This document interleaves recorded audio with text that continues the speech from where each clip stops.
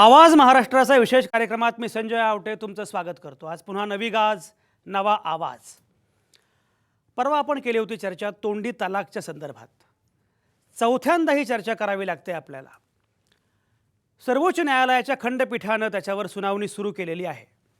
तोंडी तलाक म्हणजे ट्रिपल तलाक बाईला उद्ध्वस्त करतोय आणि तरीही मुस्लिम पर्सनल लॉ बोर्ड आणि मुफ्ती मौलाना वगैरे सगळे तथाकथित धर्माच्या नावानं गळा काढतायत। ते हमीद दलवाईंनी याच्या विरोधामध्ये आंदोलन उभं केलं, त्याला 51 वर्ष झाली तरीही चित्र बदलत नाही आहे। तुम्हाला आठवतं मागच्या 2 कार्यक्रमांमध्ये पुण्याच्या सादियानं आवाजमध्ये मौलानांना रिंगणात घेतलं होतं।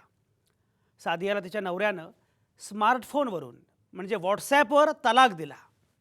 वाह रे डिजिटल इंडिया आणि डिजिटल तलाक।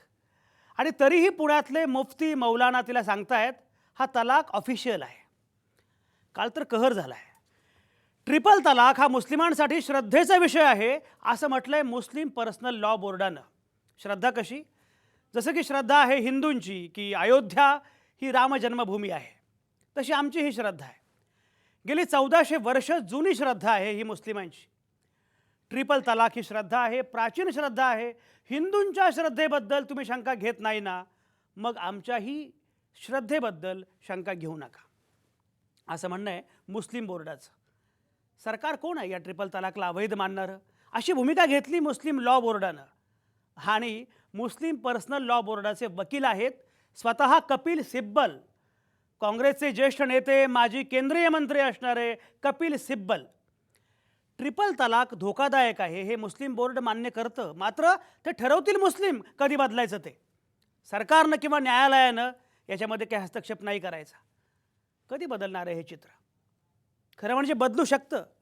बाईला जिवंत जाळणारे, केशवपन करणारे, दलितांच्या गळ्यात गाडगं बांधणारे धर्म बदलत गेलेच ना।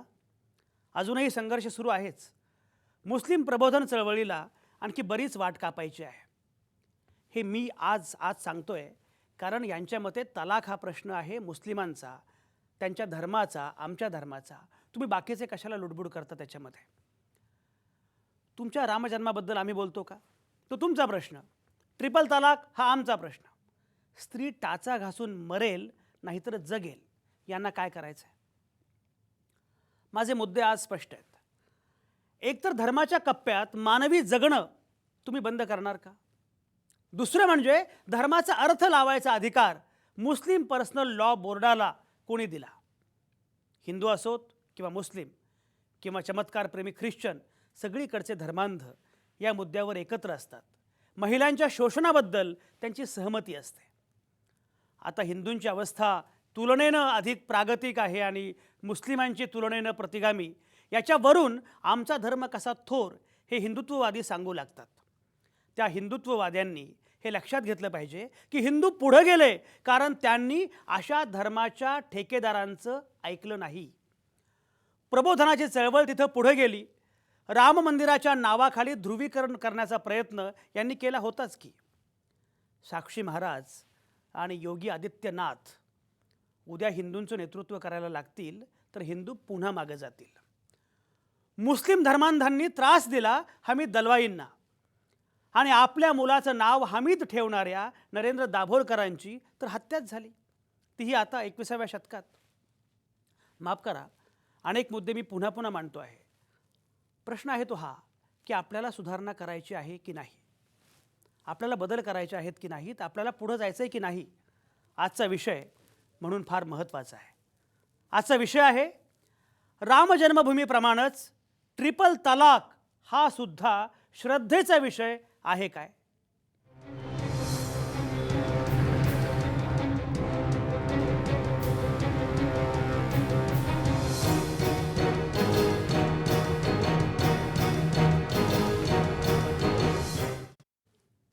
रामजन्मभूमीसारखाच ट्रिपल तलाक हा श्रद्धेचा विषय आहे का, अशी चर्चा आपण करतो आहोत। आणि ही सगळी चर्चा करण्यासाठी आपल्यासोबत नेहमीप्रमाणे आहेत नामवंत पाहुणे। माझ्यासोबत औरंगाबादवरून मुस्लिम पर्सनल लॉ बोर्डाचे सदस्य असणारे मौलाना महफूज रहमान फारुखी हे आपल्यासोबत असणार आहेत। त्याचप्रमाणे नाशिकमधून काँग्रेसच्या प्रवक्त्या हेमलता पाटील आपल्यासोबत असणार आहेत। विचारवंत कार्यकर्ते अभ्यासक असणारे अरुण ठाकूर नाशिकमधूनच आपल्यासोबत असणार आहेत. भाजपचे प्रवक्ते असणारे अवधूत वाघ हे परळमधून आपल्यासोबत असणार आहेत. तिथंच सामाजिक कार्यकर्त्या मुमताज शेख याही आपल्यासोबत असणार आहेत. हिंदुत्ववादी कार्यकर्ते असणारे आनंद दवे हे पुण्यातून आपल्यासोबत असणार आहेत. त्याचप्रमाणे मुस्लिम विचारवंत कार्यकर्त्या रझिया पटेल याही आपल्यासोबत पुण्यातूनच असणार आहेत. या सगळ्याच नामवंतांच्या सोबत आपल्याला ही चर्चा सुरू करायची आहे. आणि चर्चा सुरू करत असताना अगदी सुरुवातीला मला जायचं आहे मौलाना मेहफूजजींकडे. मौलाना मेहफूजजी, सुरुवातीला मला मुळात हे सांगा, कारण मुस्लिम पर्सनल लॉ बोर्डानं जे काही ज्या प्रकारचा दावा केलेला आहे की याच्यामध्ये सरकारनं किंवा न्यायालयानं हस्तक्षेप करण्याची गरज नाही, हा आमचा अंतर्गत मामला आहे. मला एक सांगा की मुळामध्ये हा तुमचा अंतर्गत मामला आहे असं मुस्लिम पर्सनल लॉ बोर्डाला का वाटतं? हाँ बोलिए मौलाना जी. मौलाना जी, माझा आवाज़ ऐकू येतोय? मौलाना जी, मैं ये कह रहा हूँ कि मुस्लिम पर्सनल लॉ बोर्ड ने कहा है कि ये हमारा अंतर्गत मामला है, इसमें कोर्ट या सरकार ने कुछ नहीं करना चाहिए. आपको ऐसा लगता है कि ये इस्लाम का, ये अपने धर्म का अंतर्गत मामला है? क्या काही नक्की म्हणणं काय तुमचं? आवाज़ आपकी कट रही है. अच्छा, मला वाटतं मौलानाजींना आवाज़ ऐकू येत नाही माझा. अब आ रही बात. हाँ, अब आ रही है. हाँ, अब बोलिए. हाँ, मैं ये कह रहा हूँ कि जो मुस्लिम पर्सनल लॉ बोर्ड ने कहा है कि ये हमारा अंतर्गत मामला है, आपको ऐसा लगता है कि ये आपका अंतर्गत मामला है? ये हाँ, असल में क्या है कि मुस्लिम पर्सनल लॉ बोर्ड का जो फैसला है वो सबका मशवरा करके. हेलो बोलिए. हेलो. हाँ, बोलिए बोलिए आप, मैं सुन रहा हूँ. मुस्लिम पर्सनल लॉ बोर्ड जो है तमाम मुसलमानों का मुत्तहिदा प्लेटफार्म है और उसने ये महसूस किया है कि पर्सनल लॉ यानी शरीयत के अंदर जो है हमारा अंतर्गत मामला है, हम इस मसले को हल भी कर सकते हैं. और आज तक के जितना कुछ हुआ है तो कोर्ट के ज़रिए से नहीं हुआ है, बल्कि कुछ अगर ज़रूरत महसूस हुई तो हम लोगों ने उसको जो है मसले को हल किया है. आज भी हमारे पेश नज़र ये मसला है, लेकिन कोर्ट में होने की वजह से अभी हम कुछ नहीं कर सकते. अच्छा, बोलिए बोलिए. हाँ, कोर्ट का हम इंतज़ार कर रहे हैं. कोर्ट का फैसला जो है जो भी होगा वो हम कबूल करने को तैयार हैं, लेकिन हमारी कोर्ट से ये गुजारिश है कि जैसे मज़हब के मामले में कोर्ट जो है कितनी जगह यानी जो है दखल देगा. ये जुल्म अगर हो रहा है तो ये किसी फ़र्द के ज़रिए से, इंसान के ज़रिए से हो रहा है, किसी मुसलमान के ज़रिए से हो रहा है. तो उस मुसलमान के लिए हमारा बोलना ये है कि वो जालिम का हम साथ नहीं दे रहे, गलत का साथ नहीं देते हैं. हम तो ये कहते हैं कि हुकूमत में अगर कोई गुंजाइश है, कानून में कोई गुंजाइश है, तो तलाक पे पाबंदी के बजाय आप तलाक के बाद सज़ा का लाइए ना मसला. अच्छा. हाँ, हम सज़ा के ख़िलाफ़ नहीं हैं. हम इस सिलसिले में तायद अगर नहीं करते थे, महिलाओं की तायद नहीं करते, नारी का सम्मान नहीं करते, तो हम बोलते थे कि नहीं, हम जो तलाक कर रहे हैं, हम जो तलाक दे रहे हैं वो सही है और उस पर कोई पनिशमेंट नहीं होना चाहिए. लेकिन हम तो ये कहते हैं कि हमारी 1, 2, 3 तलाक का जो मसला है उसको मत छेड़ो. तलाक अगर देने वाला गुनाहगार है तो उसको सज़ा का यानी कानून के अंदर कोई मामला आता है तो उसको करिए आप, हम साथ देते हैं. नहीं, मौलाना जी, मुझे एक बात बताइए कि मुस्लिम पर्सनल लॉ बोर्ड ने कहा है सुप्रीम कोर्ट में कि ये जो भी कुछ मामला है वो हमारी श्रद्धा का मामला है, ये हमारी श्रद्धा का मुद्दा है. आपको ऐसा लगता है कि ट्रिपल तलाक ये इस्लाम के श्रद्धा का विषय है? ट्रिपल तलाक नहीं, बल्कि मजहब का जो मसला है वो श्रद्धा का मामला है. और यह आज 1400 साल पहले से ये चीज़ परंपरा चली आ रही है. इसके अंदर जो है दखल अंदाजी करना किसी को इजाज़त नहीं है, मौलाना लोगों को भी नहीं है. पर्सनल लॉ बोर्ड वाले भी इसमें अंदर तब्दीली नहीं कर सकते. अगर करना है तो उसके लिए कुछ अगर कुरान हदीस में गुंजाइश मिल सकती है तो उस पर कोशिश कर सकते हैं, लेकिन वो अपने दिल में आया कर देंगे ऐसा नहीं है. और इसको एक आसान समझिए, एक इंसान जो है मजहब को मानता है उसको कोई एतराज़ नहीं होता. जो आदमी मजहब को ही नहीं मानता है उसको एतराज़ है. अवधूत वाघ मौलाना जे बोलतायत की या सगळ्या गोष्टींमध्ये हस्तक्षेप करण्याचा अधिकार न्यायालयाला नाही, किंवा सरकारला सुद्धा नाही आहे? अवधूत वाघ काय म्हणणं आहे?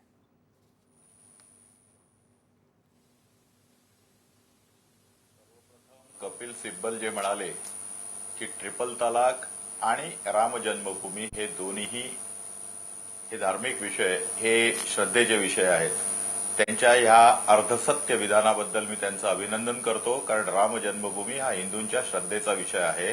परंतु त्यांचं जे अर्धसत्य विधान आहे की ट्रिपल तलाक हा पण मुस्लिमांच्या धार्मिक श्रद्धेचा विषय आहे, तो अतिशय चुकीचा आहे आणि त्या वक्तव्याची मी निंदा करतो. भारतीय घटनेने सर्वांना समान अधिकार दिले आहेत. प्रत्येक धर्माला, प्रत्येक जातीला, वंश, वर्ग आणि लिंग याच्या पलीकडे जाऊन जर सर्वांना समान अधिकार दिले आहेत तर मग धर्माचा प्रश्नच कुठे येतो?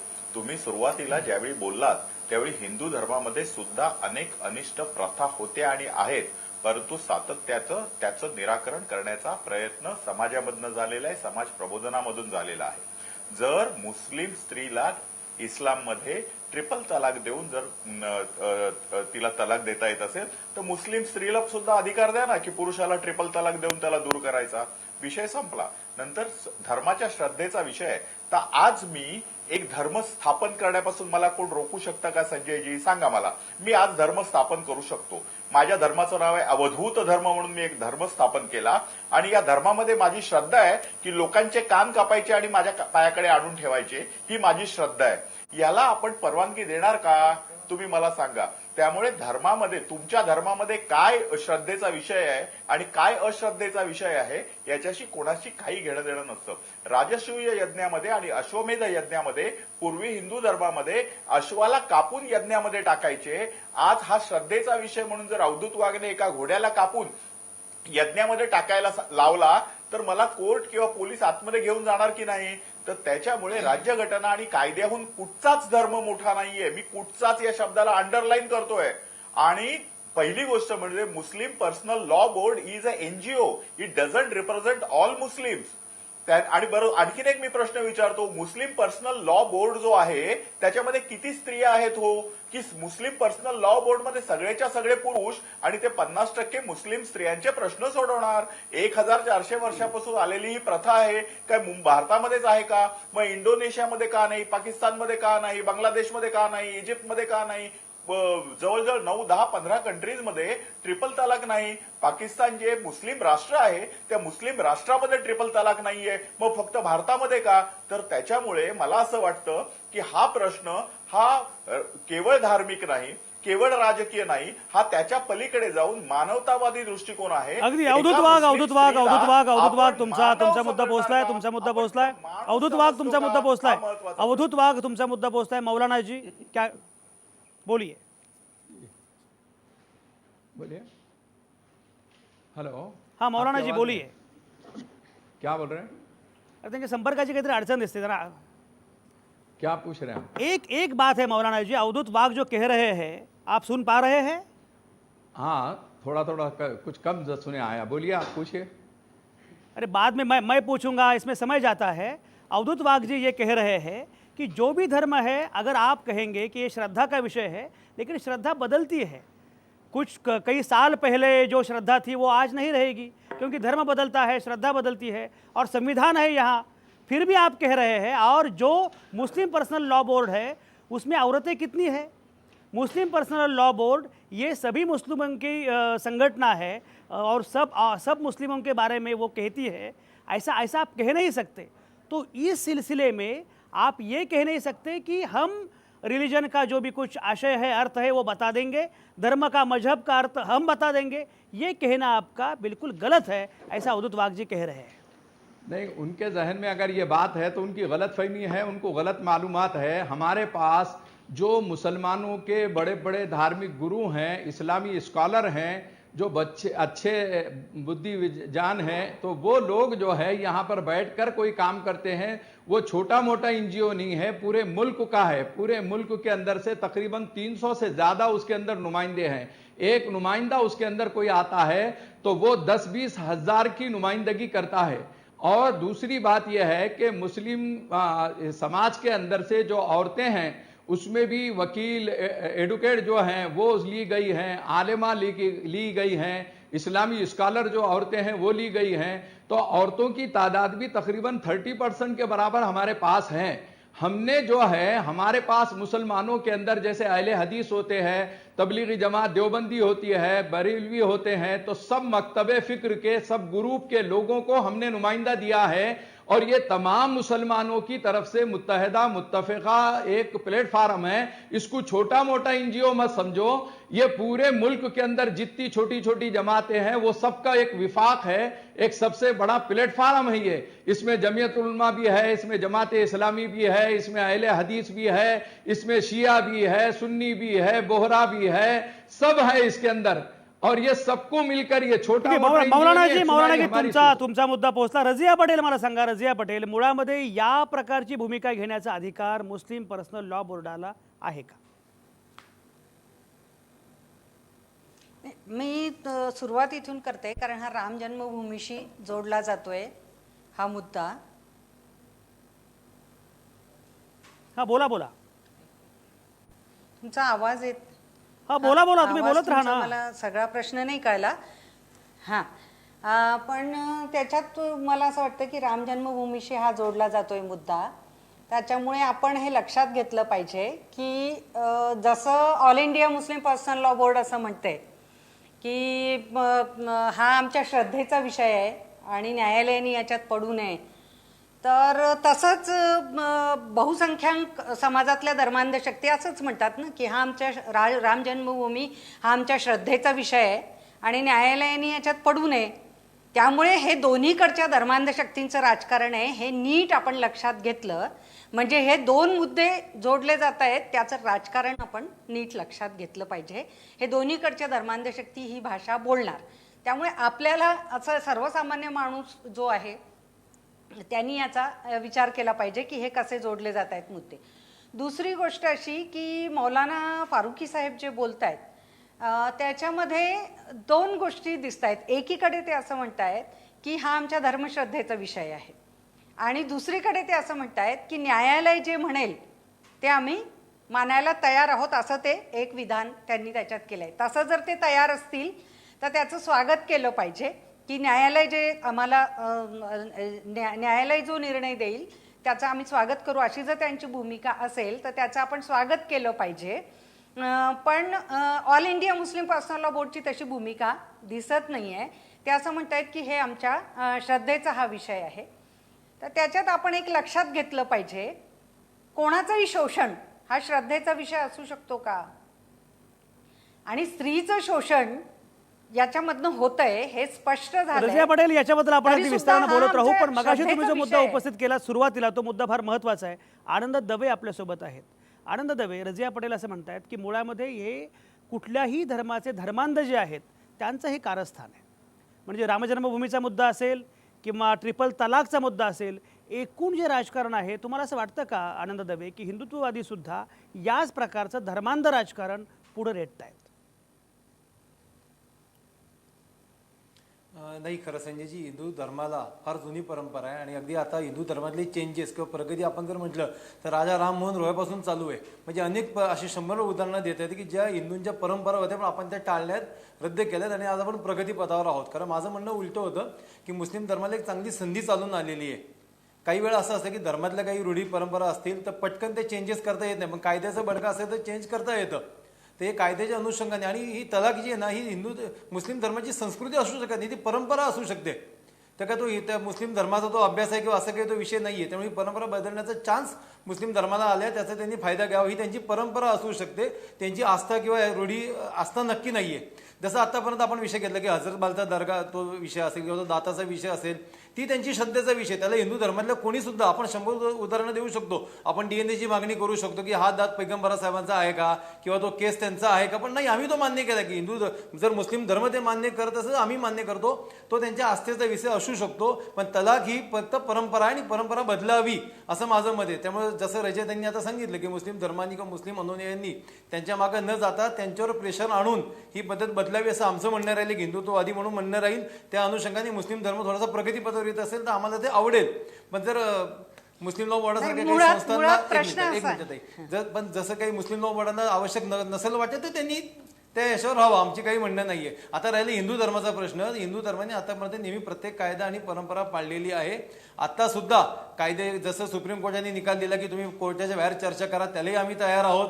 कोर्टाचा जो निर्णय असेल तोही आम्ही मान्य करायची तयारी आहे. तर आम्ही त्या बाबतीत फार रूढीवादी वगैरे नाहीये. हिंदू धर्म जिथं जिथं सुधारण्याची संधी मिळत असेल तिथं आम्ही सुधारत आनंद राहू दवे, आणि आनंद दवे, प्रगती करत राहू. मुस्लिम तुमचा मुद्दा धर्माचं पोहोचलाय. त्यांचं अरुण नेहमी ठाकूर नाशिकमधून माझ्यासोबत आहेत. नाही अरुण ठाकूरांना मी चर्चेमध्ये घेतोय. अरुण ठाकूर हिंदुत्ववादी सुद्धा असं म्हणतायत की या प्रकारांमुळे मुस्लिम महिलांचं शोषण होतं आहे आणि त्यामुळे त्यांना फार भरून येतं आहे आणि त्यांना असं वाटतं की हे बदललं पाहिजे. ट्रिपल तलाकसारख्या ज्या सगळ्या धर्मांध गोष्टी आहेत, ज्याच्यामुळे स्त्रीचं शोषण होतं, ते बदललं पाहिजे. अरुण ठाकूर कसं बघता या मुद्द्याकडं, काय म्हणणं आहे? पहिली गोष्ट, बोलत राहा अरुण ठाकूर. पहिली गोष्ट, मी माझी मांडणी ही या तलाकच्या प्रश्नापुरतीच ठेवतो. त्याच्या निमित्ताने हे रामजन्मभूमी आणि श्रद्धा असे जे अवांतर विषय याच्यात घुसलेत त्याच्यामध्ये मी जाऊ इच्छित नाही. त्याचा या विषयाशी काही संबंध नाही असं मला वाटतं. हा प्रश्न पहिल्यांदाच उपस्थित झाला आहे असं नाही. तलाकचा प्रश्न गेल्या अनेक वर्ष मुस्लिम स्त्रिया या प्रश्नावरनं आपल्यावर होणारा अन्याय हा समाजासमोर वारंवार मांडत आहेत आणि हा मांडताना त्या पुरेशा संख्येने त्यावेळेला त्यांच्या मागे कुणी नव्हतं म्हणा आणि त्यामुळे तो आवाज दडपला गेला. पण तरी देखील परत हा प्रश्न डोकं वर काढतोय. म्हणजे हा प्रश्न खोटा आहे असं काही नाही आहे. हा कोणीतरी बाहेरच्या शक्तींनी त्यांना फूस लावून उठवला आहे असंही मानण्याचं कारण नाही आहे. आता इतके वर्ष हा प्रश्न मुस्लिमांच्या अंतर्गत अनेकदा मांडला गेल्यानंतर आता मला खरं मौलाना साहेबांना असं विचारावं वाटतं की जर मुस्लिमांच्या अंतर्गत हा प्रश्न आहे असं तुम्हाला खरंच वाटत होतं तर इतक्या वेळा हा प्रश्न तुमच्यासमोर आल्यानंतर तुम्हाला संधी होती की तुम्ही अंतर्गत चर्चा करून या प्रश्नावरती मार्ग काढायला पाहिजे होता. ही संधी तुम्ही घेतली नाहीत आणि आता त्या स्त्रीला भारतीय संविधानाने जे अधिकार दिलेत ते ती वापरते. भारतीय संविधान हे कुणाही एका धर्माच्या आधारावर उभं नाही आहे. रुसोने ज्याप्रमाणे सामाजिक कराराची मांडणी केली, प्रत्येक व्यक्तीने प्रत्येक व्यक्तीशी करार करून ही सत्ता उभी केलेली आहे. याच्यात व्यक्तीचा संबंध आहे, समूहाचा नाही. त्यामुळे इथं कुठल्याही समूहाचे काय अधिकार आहेत, समूहाच्या काय श्रद्धा आहेत याचा संबंधच येत नाहीत. त्या स्त्रीला असं वाटतंय की या तलाकमुळे माझं जीवन उद्ध्वस्त होत आहे, माझा संसार अर्धवट टाकला येतो, मला कुठल्याही तऱ्हेचा नैसर्गिक न्याय नाकारला जातो आहे, मला ह्या विवाहाच्या बंधनात गेल्यानंतर माझं जीवन वाऱ्यावर सोडलं जात आहे, तेव्हा भारतीय नागरिक म्हणून मला या संबंधाने न्याय मिळाला पाहिजे. भारतीय संविधान न्याय आणि प्रतिष्ठा याची जी हमी देत आहे ती व्यक्तीला देत आहे, समूहाला नाही. त्यामुळे तिला व्यक्ती म्हणून हा पूर्ण अधिकार आहे की ती संविधानाद्वारे स्थापित झालेल्या कोर्टामध्येच व्यक्ती म्हणून जाईल आणि आपल्या अधिकाराची मागणी करेल. याच्यामध्ये काहीच गैर नाही, कुठल्याही धर्माच्या विरुद्ध नाही, कुठल्याही व्यक्तीला हा अधिकार आहे आणि हे सगळ्यांनी मान्य केलेलं आहे. आपण जेव्हा घटना स्वीकारली 1949ला 26 नोव्हेंबरला तेव्हा आपल्या सगळ्यांचे प्रतिनिधी त्या घटना समितीत होते. हिंदूंचे, मुसलमानांचे, शिखांचे, बौद्धांचे सगळ्यांचे होते. त्यामुळे आता ह्या प्रश्नावरती हा आमच्या ह्याच्यात हस्तक्षेप आहे असं म्हणण्याचा खरं म्हणजे कुणालाही अधिकार नाही. हा प्रश्न कोणी उपस्थित केलेला आहे? मुस्लिम महिला, भारतीय मुस्लिम महिला फेडरेशनच्या ज्या महिला आहेत त्या कुठल्याही अर्थाने हमीद दलवाईंच्या चळवळीतनं आलेल्या नाही आहेत. त्यांचा शरियाला विरोध नाही आहे. त्यांचं असं म्हणणं आहे की शरियाचा गैरअर्थ काढून हे पुरुष आपल्या स्वार्थाचं साधन म्हणून वापरत आहेत आणि त्याचा अर्थ स्त्रियांच्या बदला निघू शकतो. तिहेरी तलाक हा अन्याय आहे आणि तो शरियाच्या नुसारच अन्याय आहे. तुम्हाला शरियानुसार लागू करायचं असेल तर तसं लागू करा, पण आमच्यावरती होणारा अन्याय थांबवा. या मागणीत गैर काय आहे? याच्या अंतर्गत जर चर्चा मुस्लिम लॉ बोर्डला करायची होती तर त्यांनी याच्या संबंधाने एक परिसंवाद घडवून आणायला पाहिजे होता आणि त्याच्यात त्या स्त्रियांना बोलवायला पाहिजे होतं. ह्या तऱ्हेची चर्चा न झाल्यामुळे समाजामध्ये जेव्हा एक अशी कुंठित अवस्था येते तेव्हा न्यायालयाकडे जाणं हा एकच मार्ग उपलब्ध असतो आणि तिथे गेल्यानंतर आता मग त्याच्यामध्ये हे भलत्या गोष्टी करायच्या. हा श्रद्धेचा विषय. मुस्लिम धर्म ही त्या मुस्लिम स्त्रीची पण श्रद्धा आहे हो, ती काय फक्त मुस्लिम पुरुषांची मक्तेदारी आहे का? तेव्हा त्यांनी जी मागणी केलेली आहे श्रद्धा मुस्लिम स्त्रियांची पण आहे, त्या श्रद्धेच्या आधारेच त्या मागणी करतायत की मला न्याय हवा. अरुण ठाकूर हा मुद्दा अतिशय महत्वाचा है, हा मुद्दा पोहोचलाय. मौलाना जी क्या कहना है? आप सवाल कीजिए, क्या बोल रहे हैं? अच्छा, त्यांचं म्हणणं असं आहे की मुळामध्ये हा काही केवळ पुरुषांच्या श्रद्धेचा मुद्दा नाहीये, त्याच्यामध्ये महिलांची पण श्रद्धा आहे. बोला मौलाना जी. असल में औरतों को जिनके ऊपर जुल्म हुआ है और जो औरतें बोल रही हैं कि भाई 3 तलाक बैंड होना चाहिए, वो जो है उसका मुस्लिम आबादी के तनासुब से उसका 1% भी नहीं है. अब देखिए, जिन्होंने मुखालिफत में जो आवाज़ उठाई है उनकी तादाद आप ज़्यादा से ज़्यादा 25-50 हज़ार जमा करेंगे, लेकिन हमारे pass all India Muslim personal law board में यही 3 तलाक हमको पसंद है, इस्लाम हमको पसंद है, 5 करोड़ औरतों ने दस्तखतें दिए जो हमने कोर्ट के सामने पेश किया है। तो 5 करोड़ औरतें जब तक के हम पहुंच सके हैं, वो बोलती है कि हमको इस्लाम का ये तरीका बदलने की जरूरत नहीं है, हम इसको यानी जो है कबूल करते हैं। अब जिन लोगों को एतराज है, ठीक है, वो कोशिश कर रहे हैं, हम उनके मुखालिफत में नहीं है, उनको तकलीफ है, उन्होंने बेचारे बोल रहे हैं, हम उनका मुंह नहीं बंद कर रहे हैं, उनको मना नहीं कर रहे हैं, वो जा सकते हैं। इसके आगे की मैं एक बात बताता हूं आपको कि देखिए हर धर्म का हम यानी जो है एहतराम करते हैं। हमने कभी भी किसी भी धर्म के सिलसिले में कोई आवाज नहीं उठाई, कोई बात नहीं कही। हमारे पास कुरान कहता है कि वला तसब्बुल लज़ीना यदऊन मिन दूनिल्लाह, किसी धर्म को बुरा मत बोलो, किसी मजहब को बुरा मत बोलो, अपने मजहब पर चलने की कोशिश करो।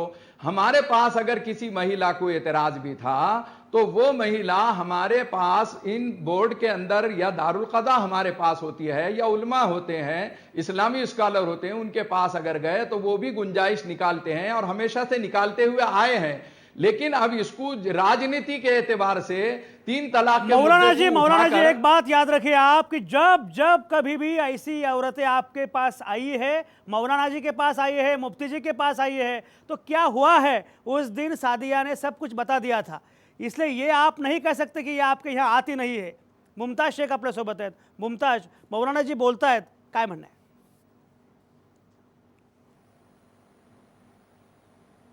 नाही, मला पहिलं त्यांना असं सांगायचं आहे की जो 5 कोटीचा त्यांनी आकडा सांगितला की 5 करोड महिलांनी त्यांना सह्या दिलेल्या आहेत की तिहेरी तलाक आम्हाला मान्य आहे, मुळात हे खोटं आहे।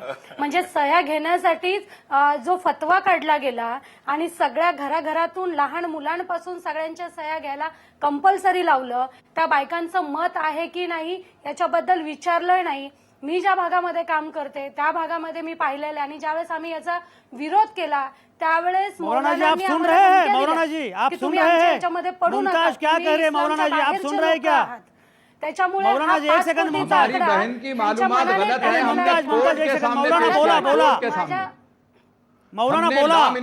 लॉ मिनिस्टर के पास पेश किया है। हमारी बहन की मालूमात गलत है, उन्होंने इल्जाम लगा रहे हैं कि ये झूठ है बोल के। हम झूठ क्यों करेंगे, हम झूठ क्यों कहेंगे आपको हमारे पास पर्सनल लॉ बोर्ड के दिल्ली ऑफिस में जाइए, आपको पूरी फाइल बताएंगे, पूरा कॉपी बताएंगे, पूरा बंडल बताएंगे। उसको इस्लाम का वास्ता देकर कहोगे, सुनिए अभी आप।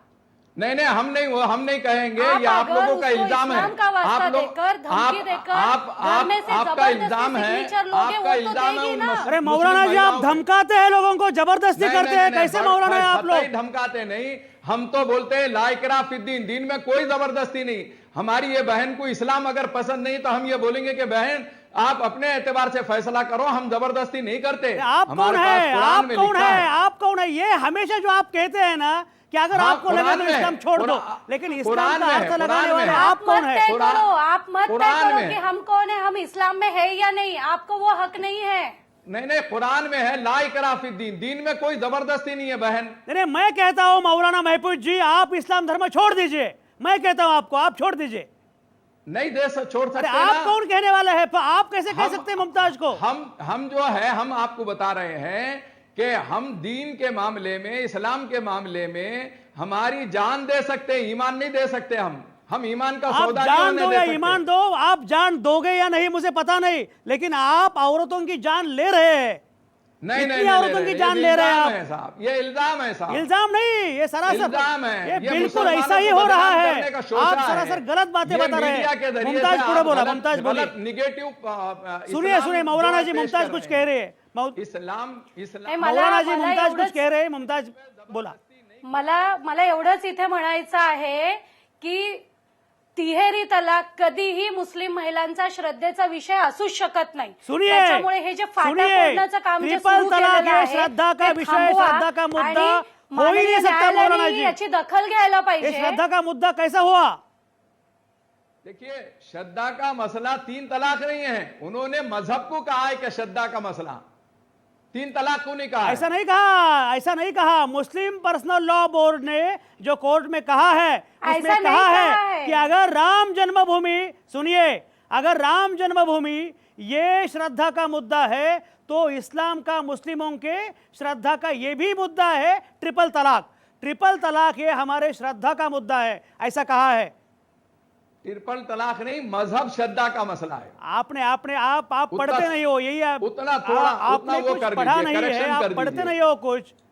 हम करते हैं साहब, हम सुनते भी हैं, हालात से बाखबर हैं, हालात से बाखबर हैं। मुमताज बोला। एक जुमला उसमें यह है कि मजहब जो है श्रद्धा का मसला है, 3 तलाक नहीं। मजहब तो बहुत बड़ी चीज है, 3 तलाक तो एक फीसद नहीं, चीज मुझे है एक बात मजहब बता की। दीजिए मौलाना जी, मुझे एक बात बता दीजिए। मजहब आपके श्रद्धा का विषय है, ठीक है, तो आपके मजहब का इस्लाम का ट्रिपल तलाक ये इंटीग्रल पार्ट है, बेसिक है, ऐसा आपको लगता है कि अगर ट्रिपल तलाक निकाला गया तो इस्लाम मुश्किल में आ जाएगा, ऐसा लगता है आपको?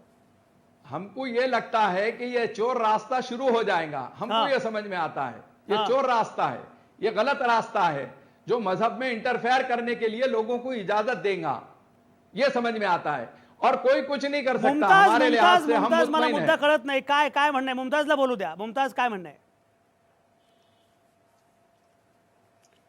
नहीं, मुझे लगता है कि आपने ही बताना चाहिए कि ये मजहब में कैसे इंटरफेयर करता है और इससे मजहब को धोखा क्या है। अगर औरतों को राहत मिलती है, अगर औरतों को उनका सम्मान मिलता है, तो वो धोखा कैसा है, जरा आप ही समझाकर बताइए।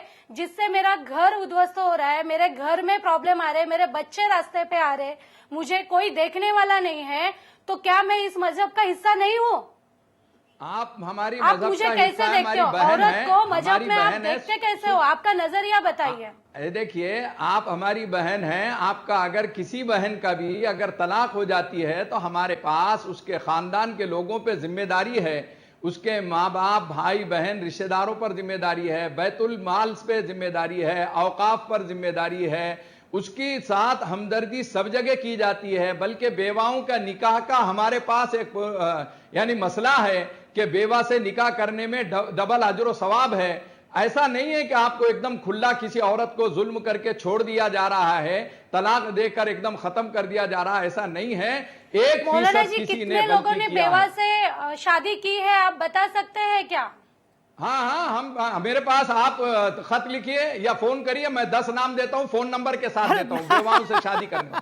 वो 10 देता वो हूँ। वो कितने प्रतिशत रिश्ते प्रमाण मैं पूछ सिर्फ- रही है, किसी का नाम नहीं पूछ मैं रही। आपको 1.5 महीने के अंदर 1.5 महीने की रिपोर्ट 10 आदमियों की दे सकता हूं जिन्होंने बेवाओं से शादी किए, और अभी बेवाओं से शादी करने वाले मेरे पास मौजूद है। मौलाना आप जी, बेवाओं की हमें लिस्ट लगता दीजिए। है कि अभी आपने स्टैंड लेना चाहिए, औरतों के साथ खड़े होना चाहिए, ना कि आपने उसका विरोध करना चाहिए। देखिए, विरोध नहीं कर रहे हैं, आप गलत फहमी में है ना। हम विरोध नहीं कर रहे हैं, हमारी बहनों की साथ हैं, हमारी माओं के साथ हैं। क्यों हमारे घर में बहू बेटी नहीं है? हमारे घर में हमारी बच्चियां नहीं है, हमारे घर में भांजियां भतीजियां नहीं है, हम सबके साथ है। आप बोलेंगे, मौलाना जी, लेकिन मजहब मौलाना के जी, अंदर- उस दिन आपने ही कहा था, मैंने आपको पूछा कि बहुपत्नित्व जो है उसके खिलाफ आप है क्या, तो आपने कहा कि नहीं, बहुपत्नित्व ऐसा ही रहना चाहिए। ये क्या बात है? आप कहते हैं कि आप औरतों के खिलाफ नहीं है और बहुपत्नित्व ये जो प्रथा है उसका समर्थन करते हैं आप। ये क्या बात हो गई मौलाना जी? आपने कहना चाहिए कि बहुपत्नित्व के खिलाफ हम हैं, ट्रिपल तलाक के खिलाफ हम हैं, ये सब बंद होना चाहिए। हम कभी भी जिंदगी में ट्रिपल खिलाफ है बोलकर बोल नहीं सकते। इसलिए नहीं बोल सकते कि वो मजहब में मुदाखलत है।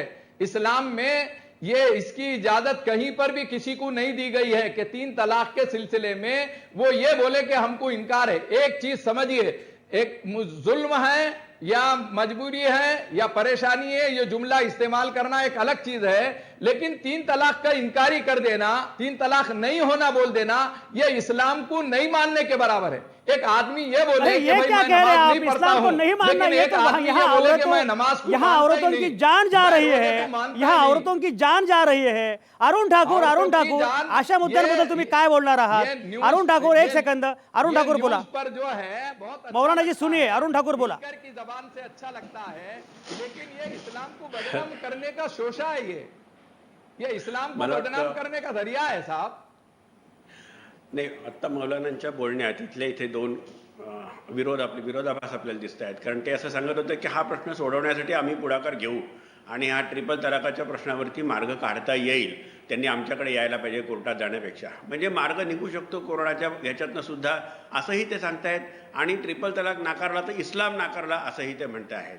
तेव्हा या दोन्ही गोष्टी मौलाना विरोधी जी आहेत. अरुण त्याच्यामध्ये- ठाकुर जी क्या कह रहे हैं, देखिए अरुण ठाकुर जी ऐसे कह रहे हैं हाँ, उनको कि नहीं बोलिए, नहीं, हिंदी अरुण में ठाकुर बोलिए, जी वरना जो कह मेरे रहे से हैं अगर मौलाना सवाल जी, करना सुनिए है। पहले सुनिए, वो कह बोलिए, रहे हैं हिंदी कि में आप बोलिए, कहते वरना- हैं कि हमारे मेरे पास से आ सवाल जाइए, कीजिए आप। ये ट्रिपल तलाक हम बंद कर देंगे, और आप ही कहते हैं कि ट्रिपल तलाक अगर बंद कर दिया तो इस्लाम के खिलाफ है।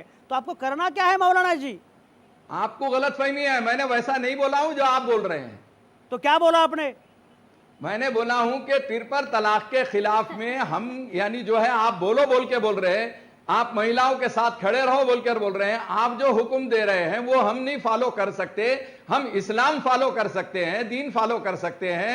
हमारे पास एक चीज ये है कि किसी चीज को हमने किसी वजह से, एक आदमी बोलता है कि मैं नमाज नहीं पढ़ रहा हूं, एक अलग चीज है, लेकिन एक आदमी बोलता है कि नमाज होना ही नहीं चाहिए, तो नमाज का इनकार करने वाला काफिर हो जाता है, वो इस्लाम से खारिज हो जाता है, इस्लाम से निकल जाता है। ये समझिए, आप फरक को समझिए। रजिया थोड़ा सा पटेल पुण्यामध्ये आहेत. point. रजिया पटेल मला सांगा, मुळामध्ये मौलाना मगापासून सांगतायत की ट्रिपल तलाक हा इस्लामचा इंटिग्रल भाग आहे. ट्रिपल तलाक नाही म्हणणं म्हणजे इस्लाम नाकारणं.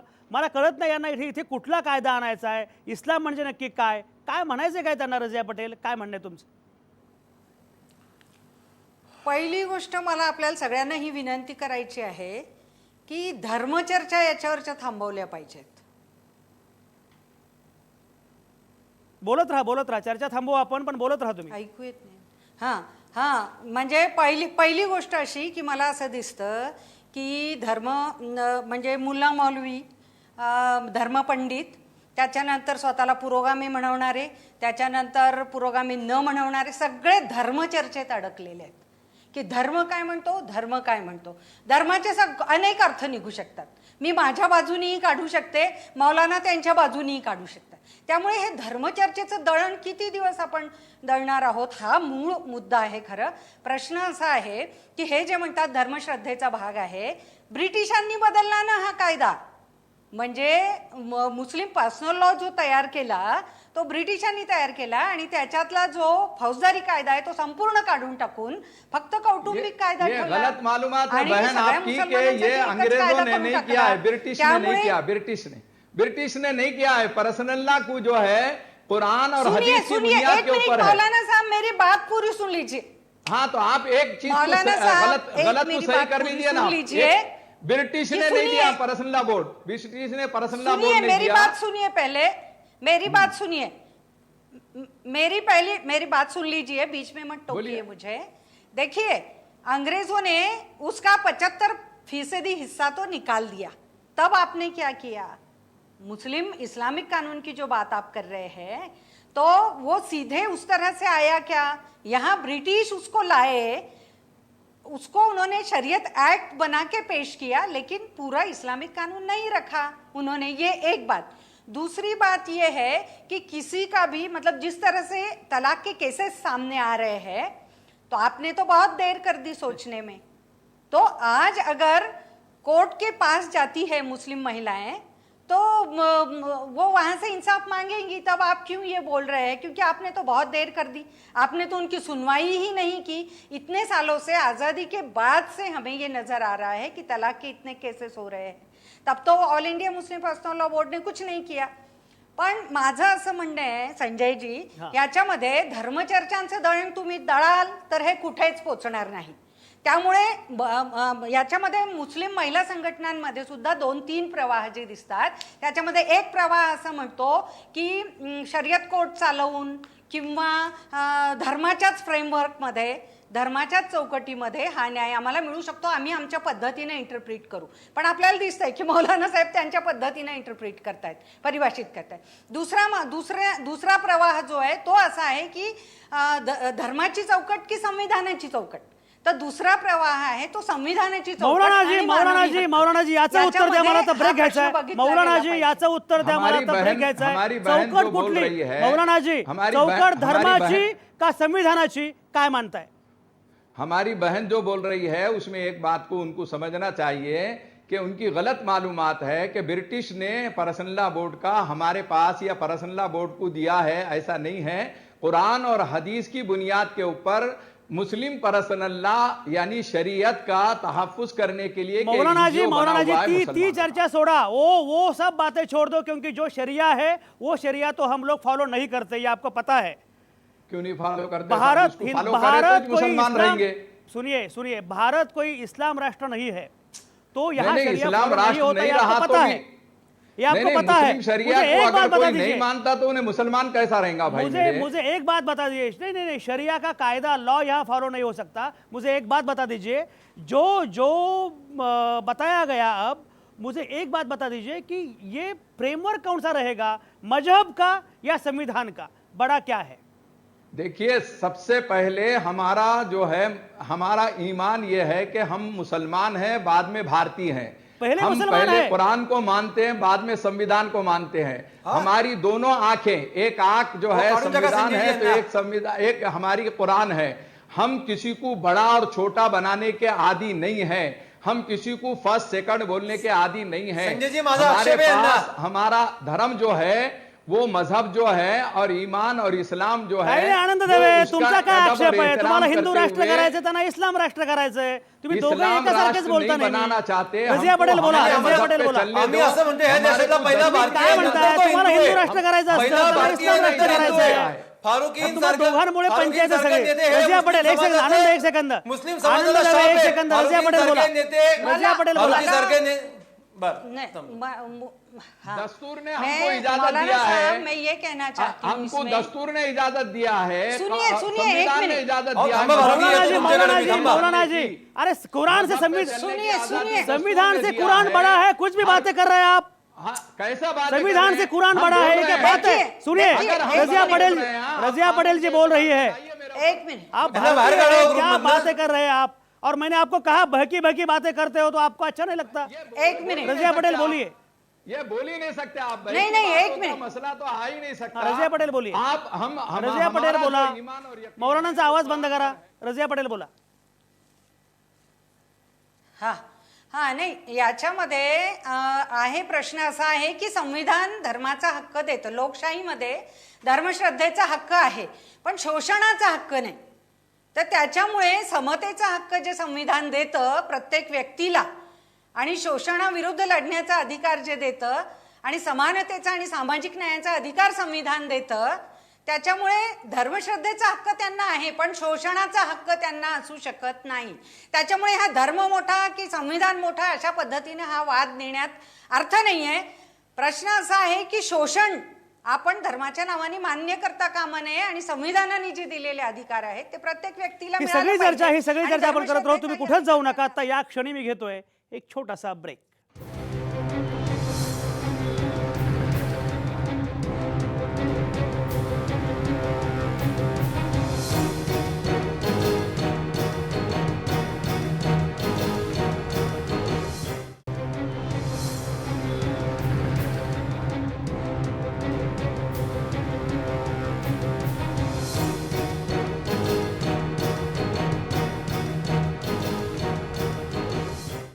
आवाज महाराष्ट्राचा विशेष कार्यक्रमात तुमचं पुन्हा एकदा स्वागत।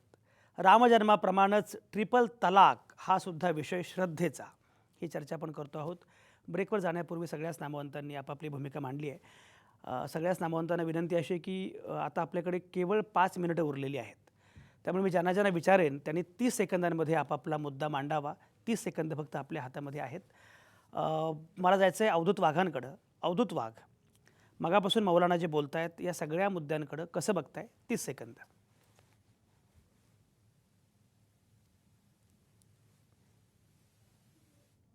मी आनंदित झालेलो आहे। 5 कोटी मुस्लिम स्त्रियांनी ट्रिपल तलाकला आमचा काही आक्षेप नाही यावर सह्या केल्या आहेत।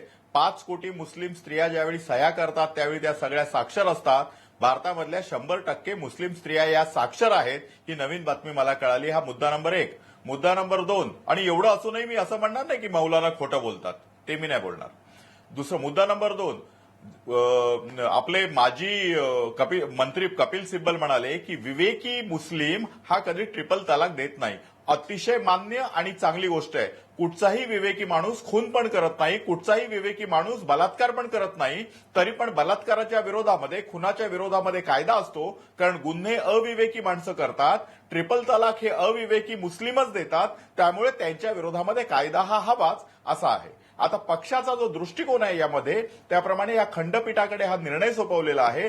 जर खंडपीठाने ट्रिपल तलाक रद्द केला तर मुस्लिम समाजामध्ये तलाकसाठी वेगळा कायदा करण्यासाठी भारतीय जनता पक्षाचं नेतृत्वाखालील केंद्र सरकार तयार आहे आणि तसा कायदा करणार. 30 वर्षापूर्वी शहाबानू केसमध्ये जे झालं होतं आणि चक्र उलटं फिरलं होतं, तशी चक्र आम्ही उलटी फिरवू देणार नाहीत. आम्ही समान अवधूत वाघ तुमचा मुद्दा पोहोचलाय. ज्यांनी चक्र उलटी फिरवली होती त्यांच्याकडे मला जाऊ द्या. हेमलता पाटील, तुमच्याकडे मी आलोच नाही पहिल्या भागामध्ये, त्यामुळे तुम्ही आता थोडं जास्त बोला. हेमलता पाटील बोला. मुख्य म्हणजे हा मुद्दा श्रद्धेचा नाही आहे, तर हा बुरसटलेल्या पुरुषी मनोवृत्तीचा हा मुद्दा आहे. आपण बघितलं की कुठलाही धर्म असू देत, जोपर्यंत स्त्रीला एक जिती जागती व्यक्ती समजत नाही, वस्तू समजता, एक प्रोडक्ट समजता, आणि त्याच्यामुळे हे सगळे प्रश्न निर्माण झालेले आहेत. आता मौलाना बोलले किंवा भाजपचे प्रवक्ते बोलले, मला एका नाण्याच्या दोन बाजू वाटतात. दोघांचंही बोलण्यामध्ये सगळं सारखंच वाटलं. आणि दुसरी गोष्ट म्हणजे ज्या आता कुराणी शरीफचा विषय चाललेला आहे, त्याच्यामध्ये जर बोलायचं झालं तर 1400 वर्षापूर्वी मोहम्मद पैगंबरांनी इतक्या चांगल्या पद्धतीने महिलांच्या बद्दल विषय मांडला, जे कुठल्याही धर्माने स्त्रीला जगण्याचा अधिकार नाकारला होता, स्त्रीला घटस्फोट देण्याचा अधिकार नाकारला होता. आपल्या हिंदू धर्मामध्ये तर महिलेला सती जावं लागत होतं, तिला जगण्याचाही अधिकार नाकारला होता. तर कुराणामधले आपण बघितलं ते 228 ते 248 आयातांमध्ये की तो तलाक कसा असावा, कशा पद्धतीने दिला असावा, किंवा महिलेला सुद्धा तलाके सुपुर्दकीचा अधिकार होता. म्हणजे जे कुराणामध्ये सांगितलंय त्याच्या दृष्टीने आता कुठल्याही पद्धतीचा विचार केला जात नाही आणि हे पुरुषी मनोवृत्तीचं द्योतक आहे. आणि त्याच्यामध्ये बघितलं की आपण तलाके हसन असेल, तलाके एहसन असेल, पण तलाके बिदत बद्दल जी चर्चा चालली आहे, हा जो तलाकचा विषय चाललेला आहे, हा कुराणामध्ये कुठेही मांडलेला नाहीये. आणि त्याबद्दल हेमलता पाटील या संदर्भात भाजपची भूमिका ही तुमच्यापेक्षा अधिक सक्रिय, अधिक चांगली आहे असं वाटतं का? भाजपच्या भूमिकेबद्दल बोलायचं झालं तर जे आता मौलाना बोलतायत त्याच पद्धतीने भाजपचे प्रवक्ते बोलतायत. आणि बेसिकली काय आहे की धर्मांधतेची दोन्ही टोकं आहेत. मुस्लिमांना आता यांच्याबद्दल विश्वास वाटत नाही, कारण तुम्ही बघितलं की गोरक्षाच्या नावाखाली जो उन्माद चाललेला आहे, आता राम मंदिराचा जो विषय आहे की समाजामध्ये आता बघितलं की ज्या पद्धतीने त्यांचे मंत्री बोलतायत की 10-10 मुलांना जन्म द्या, म्हणजे दोन्हीही टोकाच्या गोष्टी चाललेल्या आहेत. हिंदू धर्मामधलं एक अतिटोक गाठलं जाते आणि मुस्लिम धर्मामधलं दुसरं टोक गाठलं जाते. त्यामुळे अवधूत वाघ तुम्हाला असं वाटतं का की तुम्ही सुद्धा त्याच टोकाची धर्मांधता पसरवत आहात, हेमलता पाटील म्हणतात त्याप्रमाणे? भारतीय जनता पक्ष, जर तुम्ही आमचं पंचशील पाहिलं, आमच्या पक्षाची घटना बघितली, तर आम्ही धर्मघटना नाही, राज्यघटनेवर संपूर्णपणे श्रद्धा ठेवतो. मगाशी मौलाना म्हणाले की राज्यघटना दुसरी आणि आमचा धर्म पहिला. भारतीय जनता पक्षाच्या तर्फे मी सांगतो, मासिक धर्माच्या वेळेला स्त्रियांनी मंदिरामध्ये जाऊ नये, किंवा ह्यांचा एक पक्ष आणि यांची बाकीची पिलावळ वेगळं म्हणते. आता ते म्हटले की मुस्लिम बोर्डावरती किती महिला आहेत. मला सांगा, RSS संघटनेमध्ये किती महिला आहेत? किती महिलांना तुम्ही स्टेजवर जाऊन देता? किती महिलांना तुम्ही बोलण्याचा अधिकार देता? हे दोन्ही सारखेच लोक आहेत आणि दोन्ही एकाच पद्धतीने काम करतायत. मुस्लिम महिला ही सगळी चर्चा महत्वाची, पण माझा आता वेळ संपलाय त्यामुळे फार काही बोलता येणं शक्य नाही. पण दोस्त हो, एकूण बघा, म्हणजे बाबरी मशीद प्रकरणामध्ये सर्वोच्च न्यायालयानं नुकतीच आपली भूमिका स्पष्ट केली, तरीही हिंदुत्ववाद्यांना राम मंदिर हवंच आहे. अडवाणी, मुरली मनोहर जोशी, उमा भारती आदी लोक, त्यांच्या लेखी महान योद्धे वगैरे वगैरे काही काही आहेत. कोर्टाचं मानायचं तर ते गुन्हेगार आहेत, पण कोर्टाचं कधी ऐकायचं आणि कधी नाही ऐकायचं हे सोयीनुसार बदलत जातं. मुद्दा असा आहे की मुस्लिम महिलांचा प्रश्न तर आणखी गंभीर आहे. तोंडी तलाक, निकाह हलाला आणि बहुपत्नीत्व या रूढींमुळे मुस्लिम महिला भरडल्या जात आहेत. बिचारी मुस्लिम स्त्री अशा सगळ्या वरवंट्याखाली पिचली जाते आणि यांना प्रिय धर्म जो माणसाला पिचवतो, त्याला अवमानित करतो, असहाय्य करतो, तो कसला धर्म? या धर्मांधांना सांगावं लागणार आहे, तुम्ही नका शिकू आम्हाला धर्म, आम्ही अर्थ लावू आमच्या धर्माचा. राजनाथ सिंह काल म्हणालेत की धर्मांध लोकांमुळे दहशत वाढते. अरे पण आधी हे गोरक्षकांना सांगा, तुमच्या हिंदू वाहिनीला सांगा, बजरंग दलाला सुद्धा सांगा. धर्मांधांना विरोध करायचा तर तो सगळ्याच धर्मांधांना करावा लागणार आहे आणि एका सुरात म्हणावं लागणार आहे, खरा तो एकच धर्म जगाला प्रेम अर्पावे. एनिवे, सगळ्या नामवंतांचे अतिशय मनापासून आभार. आज थांबतो इथंच. पुन्हा भेटू उद्या संध्याकाळी 7 वाजता. आता आवाज महाराष्ट्राचा हा कार्यक्रम संध्याकाळी 7 वाजता असतो. तुमच्या आतल्या आवाजासह पाहत आणि ऐकत रहा आवाज महाराष्ट्राचा.